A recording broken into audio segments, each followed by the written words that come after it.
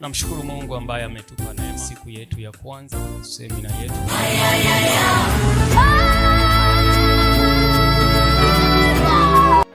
Bwana Yesu asifiwe. Ninawasalimu katika jina la Yesu.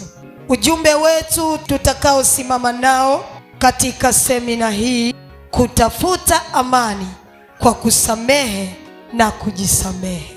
Waebrania sura ya 12 mstari wa 14. Yani kuna kutafuta alafu kuna kutafuta kwa bidii.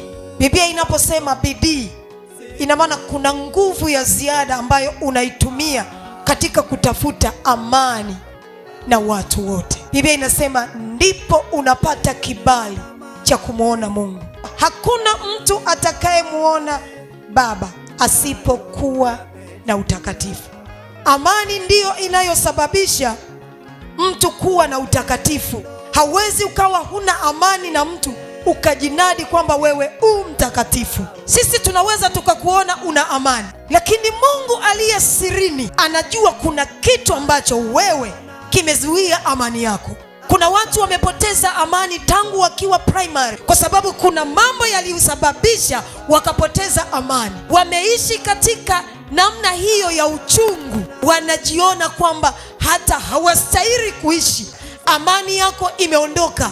Ili kuwa na amani na kila mtu unahitaji kuwa na juhudi, na sio juhudi za kukimbia, juhudi za kumkaribia sana Mungu katika kuomba na kuutafuta uso wake, maana yeye Yesu ndiye Bwana wa amani. Sema amina. Amani haiwezi ikaja kwa sababu unaomba sana, unafanya matendo mema. Amani ya wewe na mtu haiwezi kupatikana kama hukupatana naye. Ni wakati wa kutafuta amani, kwa sababu Yesu anarudi. Hayuko radhi na wale watu ambao wanaishi maisha ya bila msamaha kwa wengine. Ndivyo alivyo mtu ambaye hana msamaha na yuko na mtu ambaye hajamsamehe. Atakaa naye anafanya kila kitu, yule ndugu atajua kwamba huyu mtu ananipenda, kumbe ana unafiki ndani yake. Mungu hafungamani na watu wanafiki, anafungamana na watu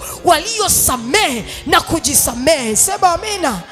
Mkristo uliyeokoka hautakiwi kuishi maisha ya kisanii. Kama unasema ndugu ninakupenda, uwe unampenda kweli. Kisiwepo kitu cha kukutenga na hilo pendo ulilomtamkia kwamba ninakupenda. Sio leo unamwambia ninakupenda, lakini ukitoka unasema yani natamani hata asiwepo ndani ya hili kanisa. Na mimi nilikuwa mwombaji,